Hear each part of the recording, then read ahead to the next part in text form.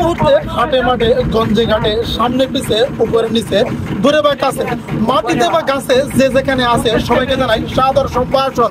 সম্মানিত সুধী, আজকে আমরা এসেছি জামালপুর জেলার মেলান্দা উপজেলার ঐতিহ্যবাহী ঝাউকড়া ইউনিয়নের সেই রৌমারী বিল দেখার জন্য। আজকে আমরা আপনাদেরকে জানাবো এই বিলের নানা আদ্যপান্ত, এখানকার ইতিহাস, নামকরণ সহ নানা ঐতিহাসিক ঘটনা।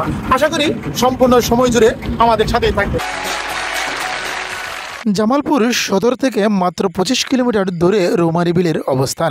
স্থানীয়দের সঙ্গে কথা বলে জানা যায় বিলের দুই পাশে কাপাসাটিয়া ও শেখসাদি গ্রাম, পশ্চিম অংশে টুপকারচর, ঘুষেরপাড়া আর দক্ষিণে যমুনা ব্রহ্মপুত্রের শাখা জিনাই নদী। ঐতিহাসিক সূত্রে জানা যায় 100 বছরের পুরনো বিলটিতে একসময় প্রচুর রুই মাছ পাওয়া যেত। আর জামালপুরবাসী রুই মাছকে রৌ মাছ বলার কারণে এই বিলের নাম হয়ে যায় রৌমারী বিল। যাতায়াত ব্যবস্থা ভালো থাকায় দূর দূরান্ত থেকে ভ্রমণ পিপাসুরা ছুটে আসে বিলের সৌন্দর্য উপভোগ করতে। চোখাচোখি পানমুরগি, বালিহাঁস, সাদা চিল, সারস ডাহুক, পানকৌড়ি, ঈগল আর শঙ্খচিল, এই সাপ কচ্ছপ সিলে রৌমারী বিলে সকলে মিলে ঘুরতে যেতে পারেন বিলের সৌন্দর্য অবলোকনে। সড়কের পাশেই ভাড়ায় পাওয়া যায় নৌকা ভ্রমণের খরচ অনেক কম।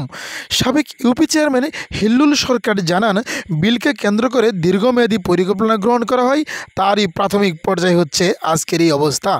জায়গাটির অবকাঠামোগত উন্নয়নের ক্ষেত্রে সুদূরপ্রসারী পরিকল্পনা গ্রহণ করে ভবিষ্যতে এই বিলটিকে পর্যটন কেন্দ্র হিসেবে গড়ে তোলা হোক, এমনটি প্রত্যাশা সকলের। সকলকে ধন্যবাদ আমাদের সাথে থাকার জন্য। আশা করি পরবর্তী ভিডিও দেখার জন্য সকলেই আমাদের সহযোগিতা করবেন।